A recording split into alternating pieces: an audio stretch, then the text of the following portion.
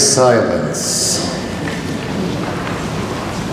The silence of death, the silence after destruction.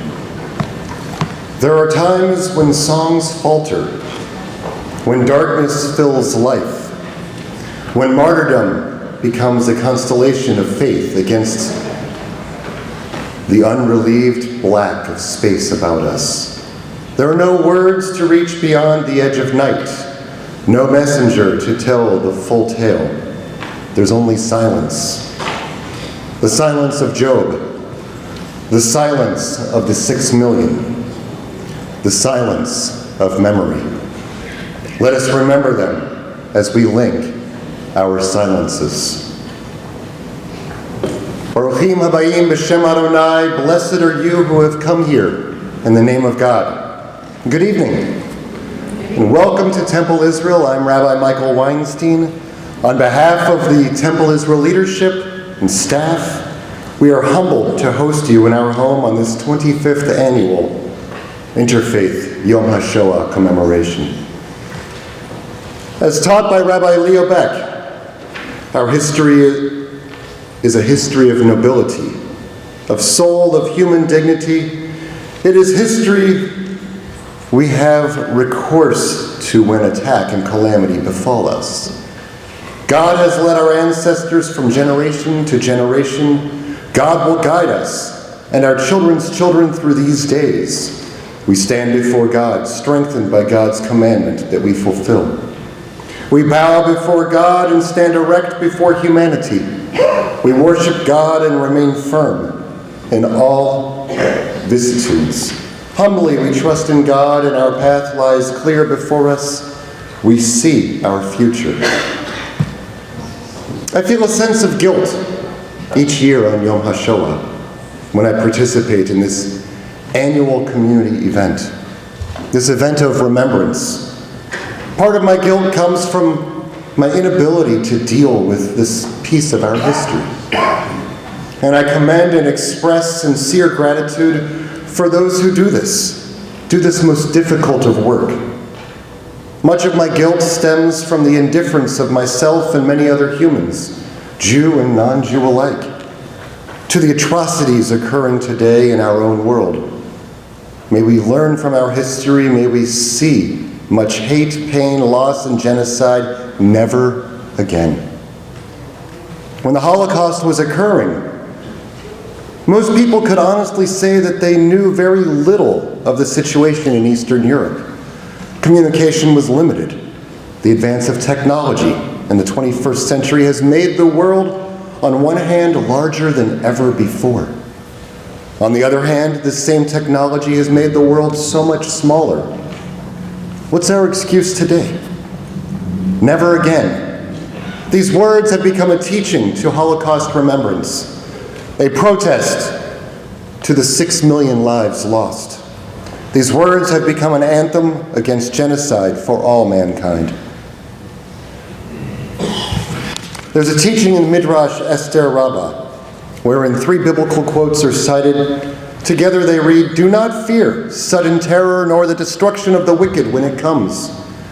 Contrive a scheme, but it will be foiled. Conspire a plot, but it will not materialize, for God is with us. To your old age I am with you. To your great years I will sustain you. I have made you, I will carry you, I will sustain you and deliver you." The "you" spoken of here refers to the Jewish people. Let us extend the pronoun use to all of humankind. God created humans in God's likeness and is within each of us. As it says, "I have made you and I will carry you." God has created us. God will sustain us when we fall. We humans bear the responsibility of preventing the fall. And we bear the responsibility of making never again apply to all peoples of the world.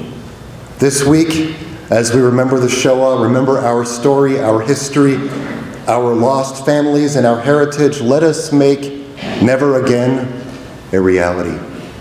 Once again, welcome to Temple Israel, and thank you for allowing me to be here with you.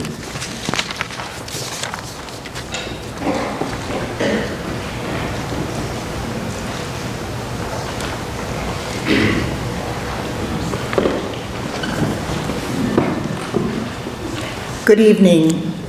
My name is Alice Blue. I'm the daughter of two Holocaust survivors, Rose and Daniel Blue, a blessed memory.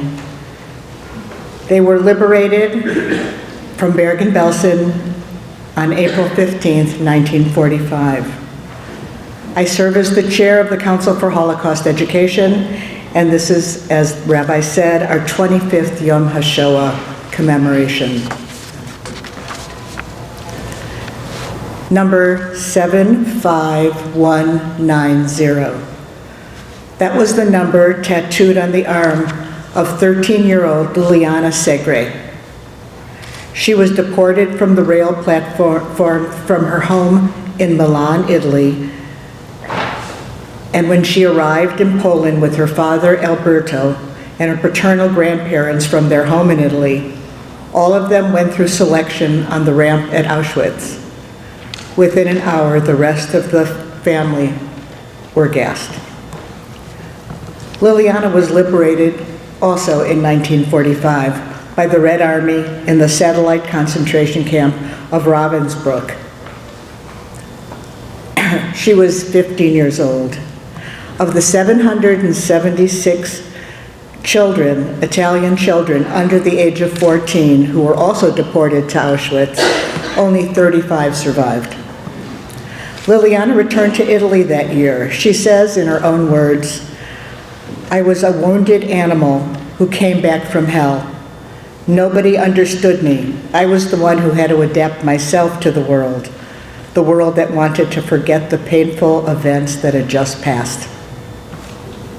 It was only at the age of 70 that she decided to break her silence, first going to schools all over Italy and then appearing at conferences and on television and film to share her story. She connected herself to a new generation of young people in Italy. Millions have heard her speak about her experiences. Because of her recognition, Liliana Segre was appointed as the Italian Senator for Life. As her first legislative act, she proposed the establishment of a commission on racism, anti-Semitism, and incitement to hatred and violence. The commission was approved in October 2019. But here is where Liliana's life changed once again. Within 1 month, due to the numerous threats received on social media, she was assigned a bodyguard. This Italian symbol of the fight against racism and anti-Semitism was receiving 200 anti-Semitic threats a day. This January, on International Holocaust Remembrance Day, Liliana noted that she was the oldest person in Europe at the age of 92 to have a police escort. She had lived to see an Italian government headed by the far-right group with neo-fascist roots, which had become the largest political party in Italy. I say all this as a word of celebration and of caution. Liliana's nobility deserves to be valorized, but we are also at a moment of peak anti-Semitism, not only in Italy, but here in the United States. The work that the Council for Holocaust Education does is to say that our future depends on each new generation engaging with the history of murder and annihilation. Once again, we find ourselves confronting genocide and anti-Semitism. Once again, our democratic values are being threatened. I don't pretend any of this is easy. It is always difficult to stand up for justice, to demand that young people carry the moral weight of history. Our natural instinct is to protect young people from guilt, to cocoon them in comfort, to shield them from unpleasantness. But history itself gives us no choice. Whatever the catastrophes of the recent past, they also shed light on our current challenges and give us the strength of knowledge and awareness. If we know how people once opposed tyranny and authoritarianism, it gives us a way to explore the dark corners of human life and find a way to create an army of the righteous. That means people who oppose injustice in all of its forms. We need citizens who will confront the degradation of others, people who will demonstrate against violence and manipulation, people who will use the tools of democracy against the forces that would tear it apart. And if all else fails, we need good men and women who will put themselves at risk to save the vulnerable, to shelter the oppressed, and to serve as stations on another underground railroad. There will always be people who need to be transported to safety, and we will always need people to lift them out of danger. We know the names of those who came before us, Wallenberg, Schindler, Hannah Senesh, but we have to make sure that there are many, many more to follow. Our job at this moment of rising danger is to provide a path for the upstander and the righteous, to make common cause against the odds and shine a light into every dark corner. For myself and those who work in this field, it is time to exercise the muscle of social justice and speak with confidence and passion about our most precious values. This is the way to create a healthy society that deserves a place in the family of nations. Our speaker tonight is Landon Grove. As our program booklet states, Landon is the director and curator of the Ritchie History Museum in Maryland. In order to have passion for history, you must also have a passion for hearing the stories of those who survived, those who didn't, and the families of both. The Ritchie Boys narrative, like ours, is about remembering and learning while acknowledging that no one will be forgotten. I'd now like to invite our speaker forward, Mr. Landon Grove.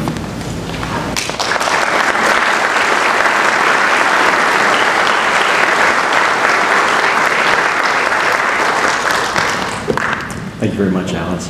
Thank you to everyone for being here on this special occasion. The slides work. You could be anywhere in Tulsa right now, but you chose to come here tonight to commemorate a group of remarkable soldiers who are emblematic of the theme of our event, moral courage. In thinking about tonight's event, I rarely use text and feel a bit sheepish using it tonight, but in an effort not just to ramble, I wanted to try something a little different.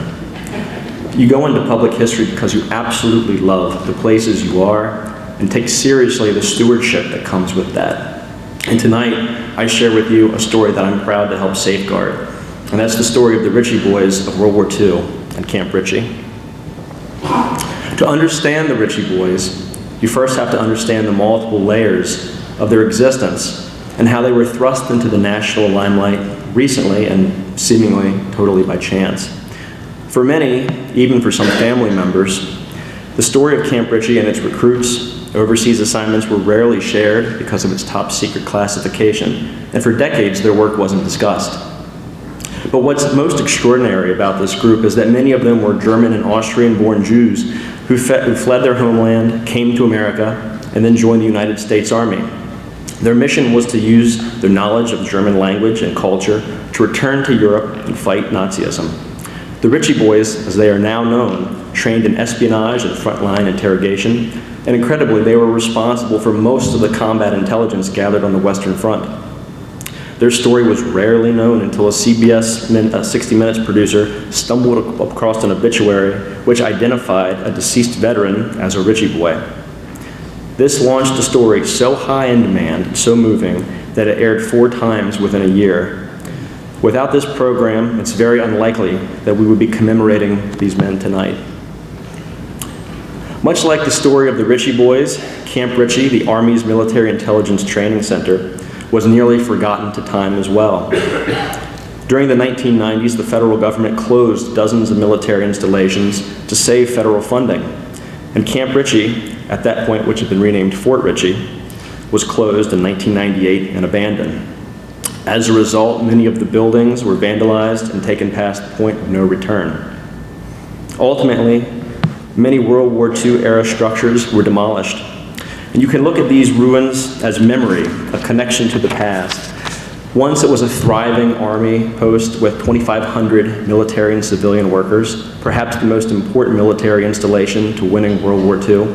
And then it became a monument in ruin, forgotten, collapsing in on the memory of 70 years of military history. And now it's a place of revitalization and hope for the small community that it exists in. This site, like all historic sites, is alive and ever-changing. Historical sites don't really die. They sometimes go dormant or hibernate, ready for someone or something to breathe life back into it. Families of the departed soldiers want to bond with it, and they use it to cultivate old family relationships with new information. For example, I've had conversations where someone will say, my dad ate in that building. He learned how to fire a rifle on that parade ground. My uncle might have eaten in that mess hall. All of those conversations, families of Ritchie Boys. And I'm so happy tonight that some of the family members of the Ritchie Boys are here with us tonight. The work of Camp Ritchie and how it became the home of the Ritchie Boys is an interesting tale.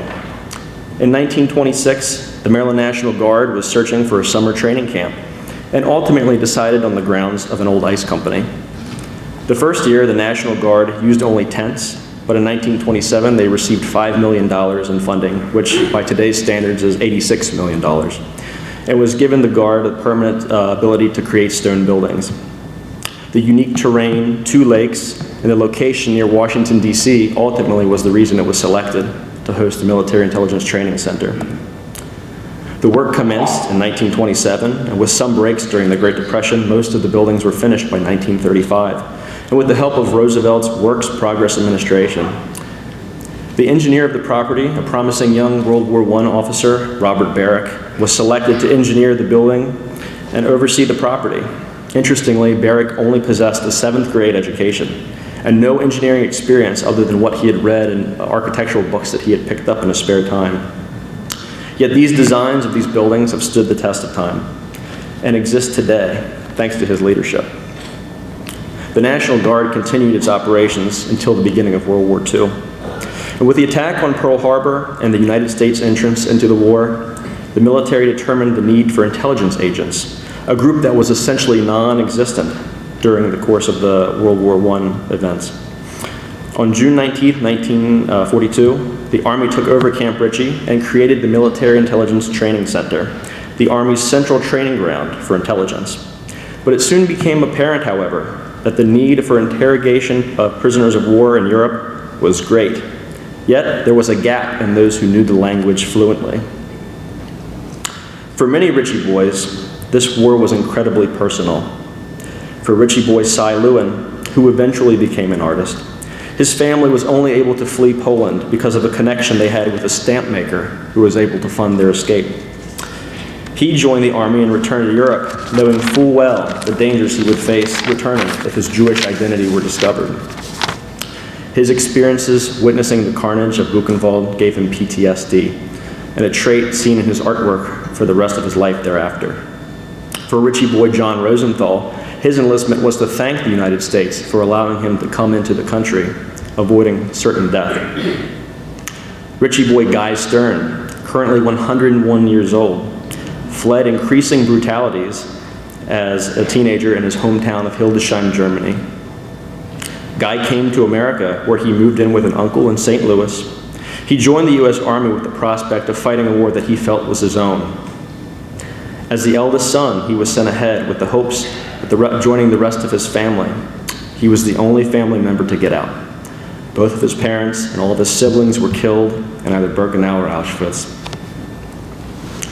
After some delay in enlisting immigrants and refugees, who then were considered enemy aliens by the United States government, their language skills for translating were taken into consideration and became highly sought after. The Ritchie Boys were an elite group of military intelligence officers who trained in, among other things, psychological warfare, Morse code, and aerial reconnaissance. The Ritchie Boys arrived just in time to turn the tide of the war. It was at Camp Ritchie where these soldiers would hone in their skills. Many of them entered the war on D-Day. They were not just good at languages, they were not just smart. Army reports indicate that about 60% of the actionable intelligence used by our Army was gathered by Ritchie Boys. These were truly men of moral courage. Over 2,800 were refugees of the Holocaust. They were responsible for these incredible successes. These soldiers knew that if their Jewish background was discovered, they would be killed in spite of the Geneva Convention rules. It is for this reason that many Ritchie boys do not have the letter H placed on their dog tags, which symbolizes Hebrew. They instead often chose to leave it blank or choose a different religion like Protestant or Catholic. Some Oklahoma Ritchie boys, like Philip Surek, did have the valor to leave the designation on his tag, a death sentence if captured by the Nazis. Camp Ritchie harbored every conceivable, and in some cases inconceivable, kind of immigrant, not just those from Germany and Austria. To emphasize this diversity, there were Ritchie boys and barracks housing those from Russia, Germany. There were French, Italians, Spanish, Indians, both American and Hindu, Icelanders, Laplanders, Mexicans, Albanians, Macedonians, Slovenians, Wends, Hungarians, Welsh, Algerians, Syrians, Turks, Georgians, Azerbaijanis, Uzbeks, Mongolians, and Basques. While 60% of these men were American citizens, many of their parents had immigrated to the United States just a generation before. And even more interesting were the 40% of the Ritchie boys who came from nearly every corner of the world, some 70 countries in all. Though most came from Europe, and a good number were Jewish. During this period, it was not unusual for local farmers to see men racing through their fields in the dead of night, sometimes dressed in Nazi and Japanese garb to make the trainings more realistic. After this first group, which was only comprised of 32 students, many of whom had watched their families die at the hands of the enemy, the number of recruits exploded into groups in the hundreds. At any given time from 1942 to 1945, hundreds of soldiers walked on the grounds of Camp Ritchie. And with the nature of World War II, and many Ritchie boys being intimately familiar with the situation in the European theater, the Army could not have possibly created a more ingenious plan to utilize these skills of immigrants. Those European-born Jewish soldiers were not only well familiar with the culture of the enemy, but also their language, traditions, and general way of thinking. Not to mention the prospect of going to their home country to get some retribution.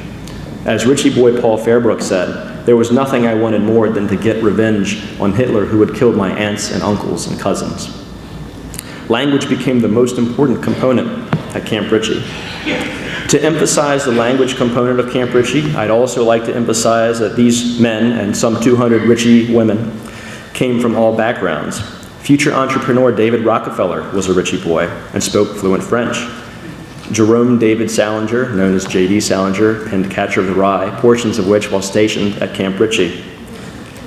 Archibald Roosevelt, the grandson of Teddy Roosevelt, was versed in over 20 languages and was a Ritchie boy.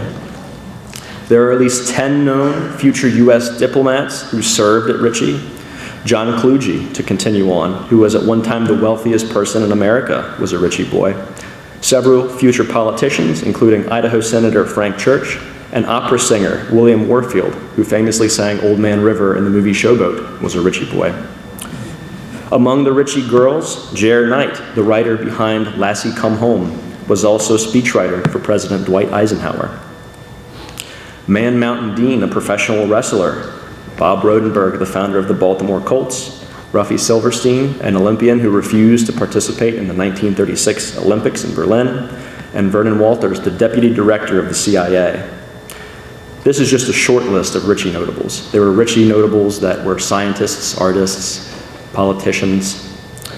There were remarkable men like Ken Renberg and other Oklahoma Ritchie boys who landed on the beaches of Omaha, or Phil Surek, who trained at Camp Ritchie at the beginning of the war and earned a Bronze Star for his efforts in Normandy and later Aachen.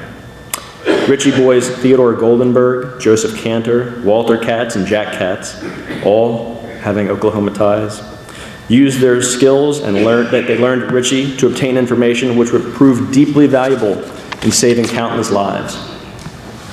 Many of the Ritchie boys were involved in 8-week courses which were headed by Commandant Charles Banfill, who pushed the men to work for 7 days and take the 8th day off so that no one particular day would be associated with being the day off. They held fake Nazi rallies, often led by German and Austrian-born Ritchie boys who had experienced Nazism firsthand to give their American-born counterparts a taste of what they might experience overseas. And they constructed mock German villages to make the trainings in the mountains of Maryland as realistic as possible. Many autobiographies of Ritchie boys indicate that languages spoken at the camp were almost anything except English.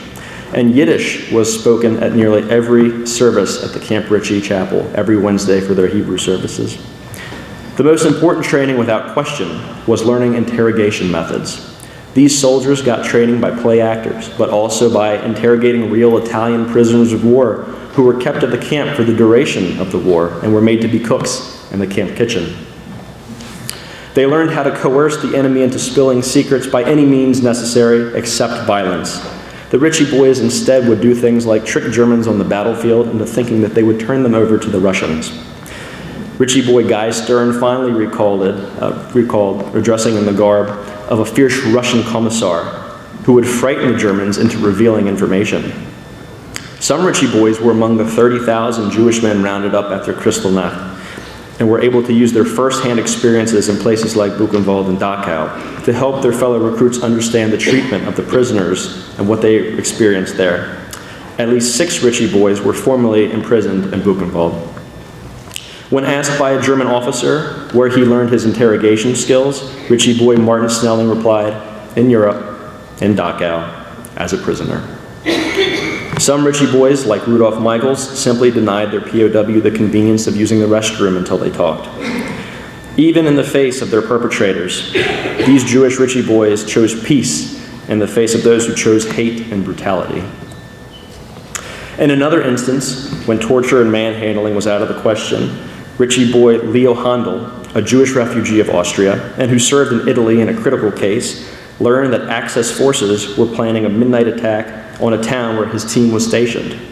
It was imperative that the Americans learn the location of the assault battery so that it could be destroyed. Handel marched his prisoner, a German officer, to a schoolhouse located at the center of the town, figuring that this might be the location of the assault. Finally, the officer, who grew increasingly nervous, blurted out that the schoolhouse was the assault target. The other American soldiers left immediately, except for Handel and the prisoner.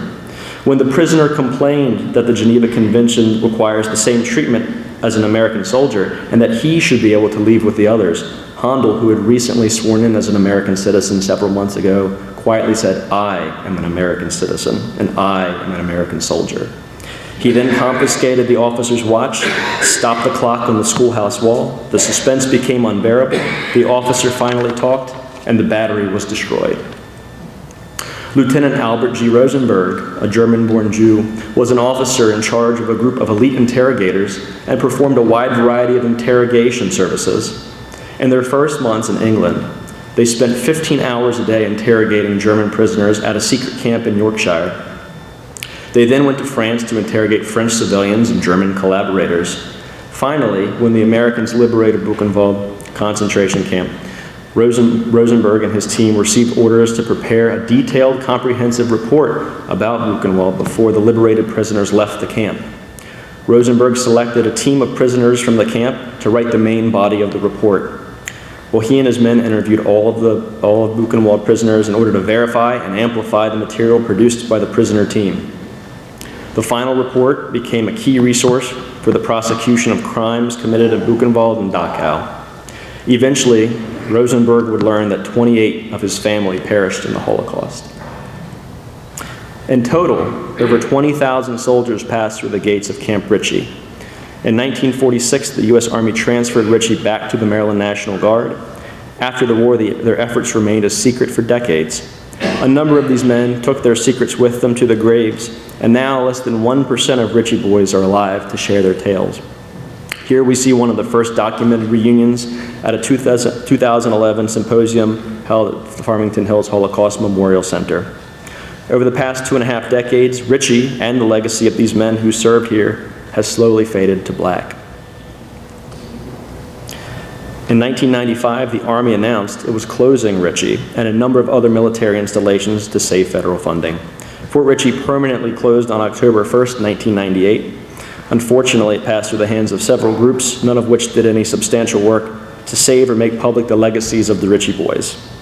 Thanks to new revitalization efforts, which we have saved Fort Ritchie, and the revival efforts that have taken place, we can now highlight these amazing heroes. Our little museum in the Blue Ridge Mountains of Maryland is proud to keep the legacy of these moral heroes alive. Their unbelievable courage returning to the Shoah to save an untold number of lives through their efforts epitomizes moral courage. And that's a story worth telling. It's not hard to understand pride in this courage. To quote Paul Fairbrook one last time, he said, "You bet your life I'm proud to be a Ritchie boy." It was a wonderful experience to be part of them. I'm proud to be in the American Army, and I was proud to be able to do what we had to do. I don't think we were heroes, but the opportunity to help fight and win the war was wonderful. I can look anyone straight in the eye and say, I think I've earned my right to be an American. And that's what being a Ritchie boy did for me. Thank you very much for your time.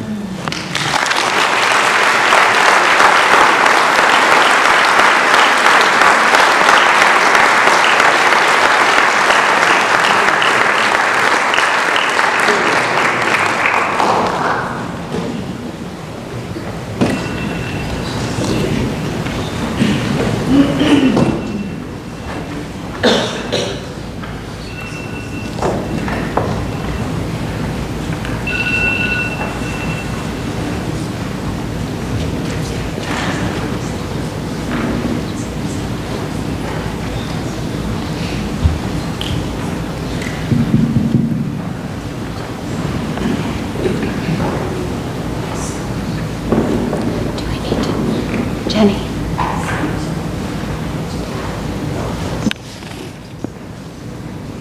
Right, should I turn that away? Yeah. Turn it off? I don't know. That's fine.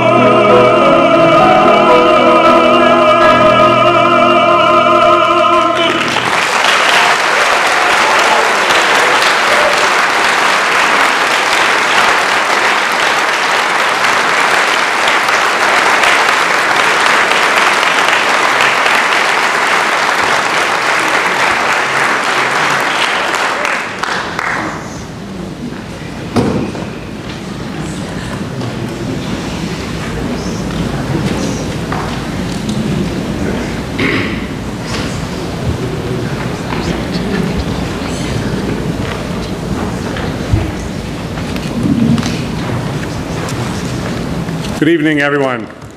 My name is Jim Jakubowicz. And I'm Amanda Anderson. My dad My grandfather. was also a Holocaust survivor, and Amanda and I are just honored to be a part of this program with you tonight. The lighting of candles is a powerful practice in Jewish tradition. Each Friday night before sundown, we are invited to light 2 candles in our dinner table to both remember and observe the Sabbath. Our faith is symbolized by the menorah, which holds 7 candles. The menorah you see here tonight has been specially made for our annual Yom Hashoah commemoration by Tulsa artist Bob Bulick and Seth Martimus.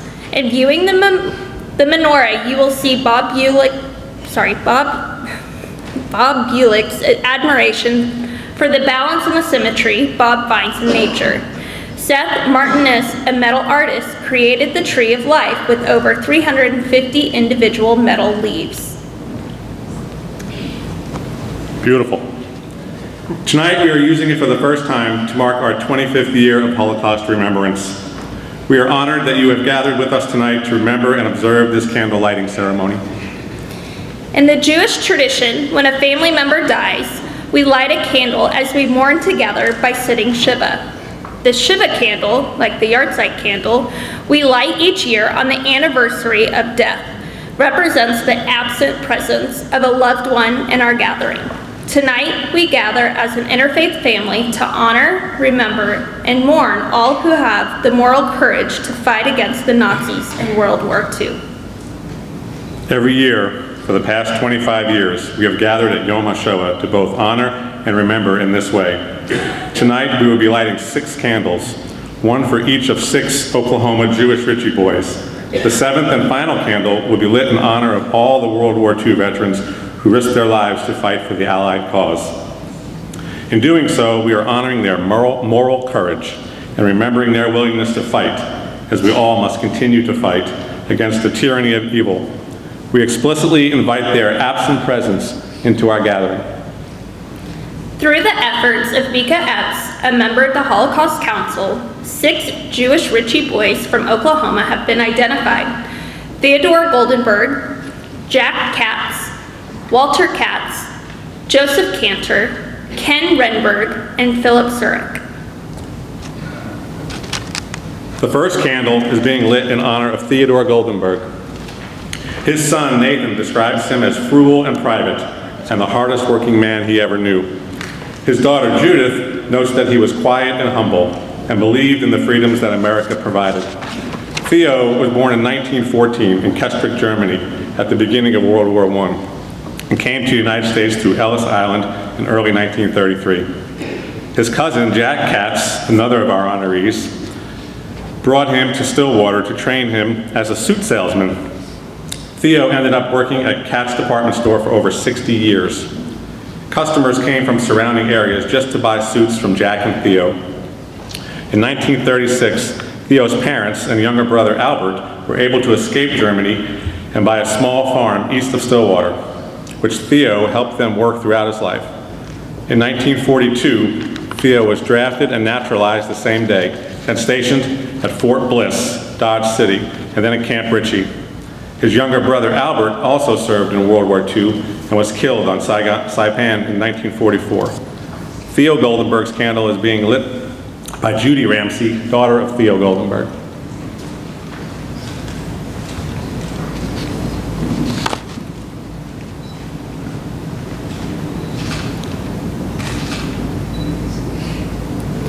Our second candle is in honor of Jack Katz, born in Jesberg, Germany in 1909. He moved to Stillwater in 1927 when he was 17, where he also worked at Katz department store as a manager and a buyer for the men's department for over 50 years. He was a lifetime member of the VFW and the American Legion. Jack was able to sponsor the immigration of his parents and his brother to the U.S. as the war loomed. When Jack and his cousins, Walter Katz, our next honoree, fought with the U.S. Army in Germany, they were able to visit their hometown of Jesberg. In Jesberg, Jack and Walter confronted neighbors who had shown hatred towards their families, and they made repairs to the vandalized Jewish cemetery, meeting with the mayor to ensure that it would be restored and maintained. Jack Katz's candle is also being lit by Judy Ramsey, second cousin to Jack Katz.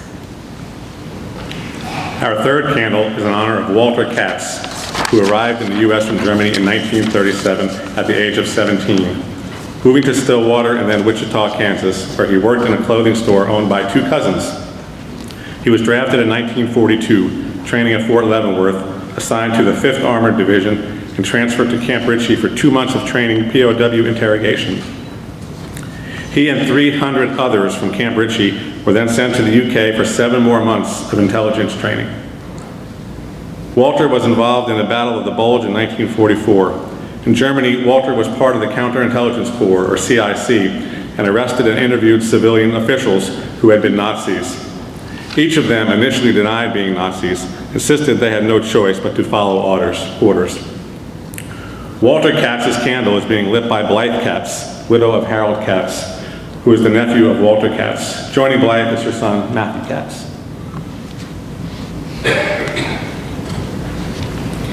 Our fourth candle is in honor of Joseph Cantor, who was born here in Tulsa in 1916, the son of Sam Cantor, who immigrated from Russia. Joseph spoke Yiddish, a Jewish dialect similar to German, and read Hebrew. He enlisted in 1941, serving with the 63rd Infantry Division, and was discharged in 1946 as lieutenant colonel. While he did not discuss his time as a Ritchie boy with his children remember hearing about the Counterintelligence Corps, which was created during World War II and included many Ritchie boys. His daughter assumes that most of his translation work took place in the U.S., although when he was sent to Bad Mergentheim, Germany in 1945, after the liberation, Joseph Cantor's candle is being lit by Deborah Boyer and John Cantor, children of Joseph Cantor. Our fifth candle is in honor of Kenneth Renberg, who was born in 1920 in Delmenhorst, Germany. At 17, he immigrated to Enid, Oklahoma, sponsored by an aunt. Within months of graduating from high school, Ken joined the 45th Division of the Oklahoma National Guard, eager to get even with Hitler. When war was declared, President Roosevelt mobilized the National Guard, and Ken applied to Officer Candidate School, then trained at Camp Ritchie to become a POW interrogator. He survived D-Day, then set up a POW interrogation camp, and 7 weeks later was injured by a German shell, earning a Purple Heart. After his recovery, he returned to Europe with the 102nd Infantry Division. After the end of the war, he commanded a POW camp. On his return to the U.S., he settled in Tulsa and became a petroleum engineer and philanthropist. Ken Renberg's candle is being lit by John Clayman, second cousin of Kenneth Renberg. Our sixth candle is in honor of Philip Zurich, who was born in 1910 in Oklahoma City, the son of two parents who braved SARS's border guards to escape Eastern Europe. After graduating high school, he attended the University of Oklahoma and received his law degree from there in 1933. He practiced law in Oklahoma City until he entered the military in 1943. He completed basic training in Fort Sill and then was commissioned as a second lieutenant after completing officer candidate school. Then he was assigned to Camp Ritchie. He was posted to the intelligence section of the Army's 1st Infantry Division, the Big Red One, and Sicily, where he became acting staff judge advocate general for the entire division. In that role, he earned the Bronze Star for prompt and efficient investigation under subversive elements in occupied areas. Phil was in the D-Day landing and was among the officers who advanced in frontline troops to impose law and order on the captured territories. Because of his experience and intelligence and as a judge advocate, he became responsible for the deciding fate of the captured Nazi officers and choosing which bureaucrats and businessmen were key to rebuilding and which needed to be immediately imprisoned. After the war, he returned to Oklahoma City, where he worked for the Veteran Admission in the Social Security Administration and was a landman and the vice president of the Union Oil Company of Oklahoma. Philip Zurich's candle is being lit by Jay Schechter, nephew of Philip Zurich. Our seventh and final candle is in honor of all of the U.S. soldiers who fought for the Allied cause in Europe during World War II. As Nazi Germany sought to take over Europe, U.S. soldiers worked together with all the Allied forces to fight against Germany's cruel regime. On this Yom HaShoah, as we do every year, we remind ourselves of the ongoing need to fight against evil and unite against barbarianism. The history of the Holocaust teaches us that democratic societies can unravel in the face of charismatic demagogues, and that decent people can be manipulated by propaganda. Thanks to the heroic efforts of all the Allied soldiers of World War II, the specter of Nazi-dominated Europe was vanquished. We can all be inspired by their example. Our final candle is being lit by Robert Miller, a veteran of the U.S. Marine Corps and currently the superintendent of Bixby Schools.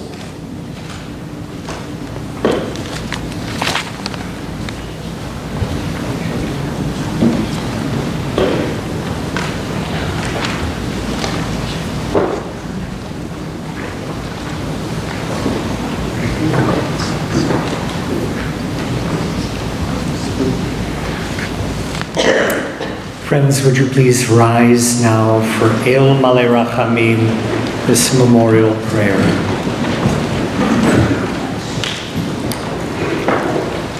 El Malei Rachamim, Sholchein Bamedumim, Hamtzei Menucha Nechona, תחת כנפי השכינה, במעלות קדושים וטהורים, כזוהר הרקיע, מזהירים את נשמות אחינו, בני ישראל הקדושים והטהורים, שנפלו בידי הרוצחים. בגן עדן תהא מנוחתם לכן, בעל הרחמים יסתירם בסתר כנפיך לעולמים, וצרור בצרור החיים את נשמותם, אדוני הוא נחלתם, וינוחו על משכבותם בשלום, ונאמר אמן.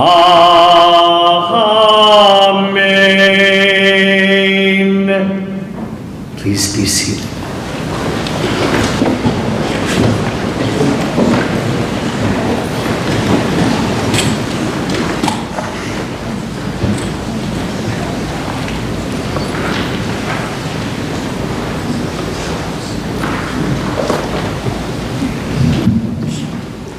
Before I talk about the art contest behind you and announce the winners, I'd like to announce that this is our first year following the recommendations of Senate Bill 1671, making Holocaust education available to every Oklahoma student, grades 6 through 12. The Eva K. Unterman Conference for Holocaust Educators, called The World Must Know, will hold 2 training sessions in June 15th in Oklahoma City and June 16th here in Tulsa at the Jewish Federation. We are really proud to be part of this effort. We thank those involved, legislators and activists that have made this legislation happen. And now, we would encourage you to go and see the artwork from our students, but we have winners to announce. If you could hold your applause until the end, I'm going to get through all of our winners.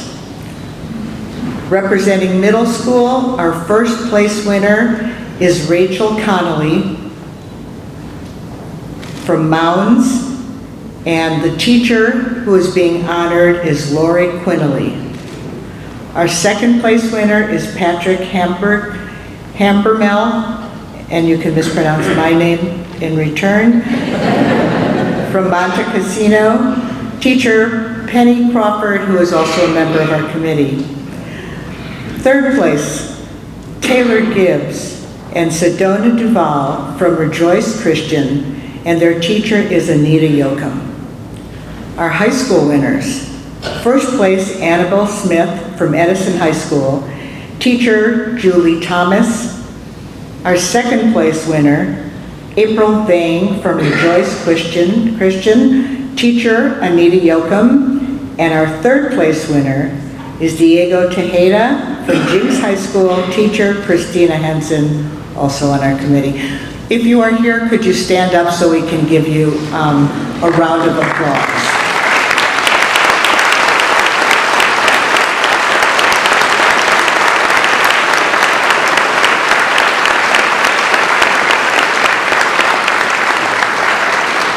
We are all very proud of you.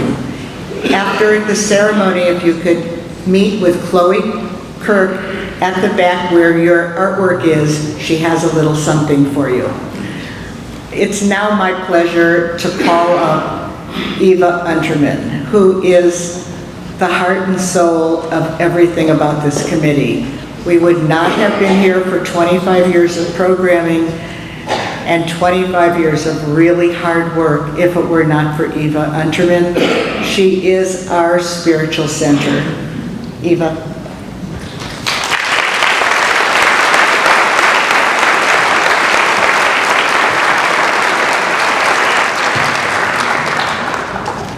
Thank you, Alice. As always, I appreciate your introductions.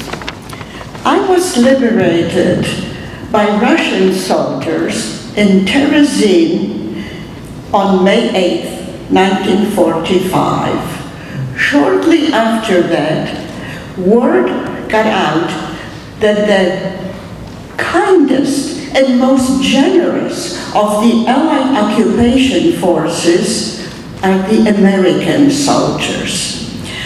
I was so very impressed by their generosity, good humor, that I actually, in 1953, married one of the GIs. And that was PFC, Private First Class, Herb Unterman. I have written some notes for myself. However, I can barely read them, and I'm so emotional after all this we experienced today. So forgive me if I don't acknowledge everybody that I would like to thank.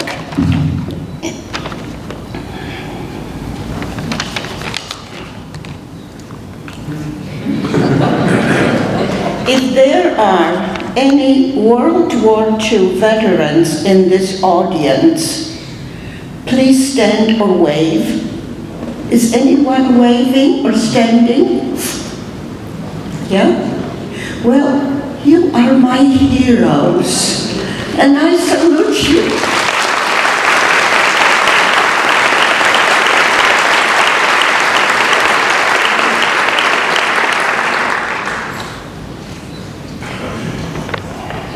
Thank you, Linden Grove, for coming to Tulsa and telling us about the remarkable story of the Ritchie boys.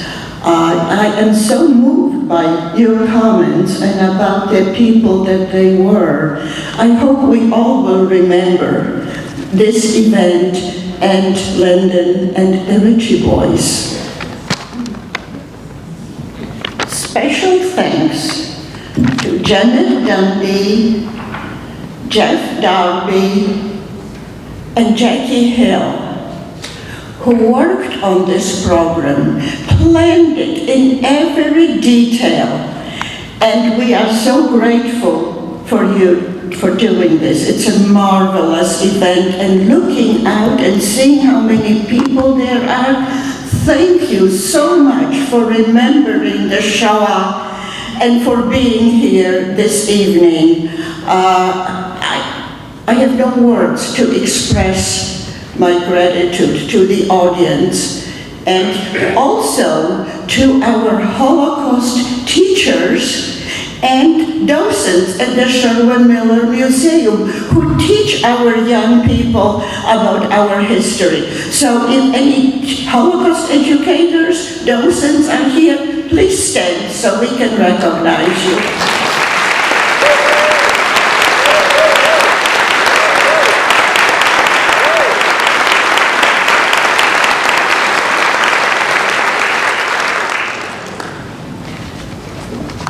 Thank you all for being here this evening. Stay well and shalom.